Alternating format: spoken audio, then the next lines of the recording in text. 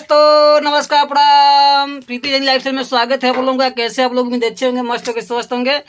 और देखिए हम लोग देखिए 12 बजे सो के उठे हैं तभी हम 12 बजे सो के उठे हैं। कई बजे उठला तो 12 बजे अथी में ना उठे हैं ना सवेरे दोपहरिया टाइम बहुत आज बहुत ज्यादा गर्मी था हम लोग का। इतना हार्ड गर्मी था ना कि इसका उम्मीद नहीं किया था। सुबह में बारिश हुआ है, रात में हिमगंगा तेल देह में लगा के नहा के देह में तेल लगा के हम लोग सोए। आधा घंटा तक तो आराम रहा, लगे आधा घंटा के बाद इतना गर्मी होने लगा, इतना गर्मी ना पूरा देह एकदम गर्मी से भींगल था, महकत रहल बड़ी तेज। और पूरा मतलब क्या बताए आपको, दिशाओं साला महक रहा है गर्मी की वजह से।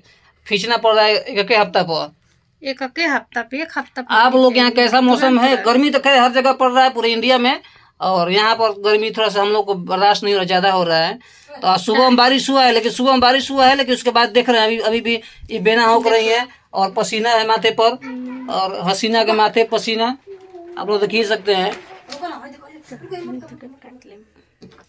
तो आप लोग के यहाँ कैसा मौसम है आप लोग जरूर बताइएगा दोस्तों। फिर मिलते रहेंगे आप लोगों से फिर अगले वीडियो में। नमस्कार।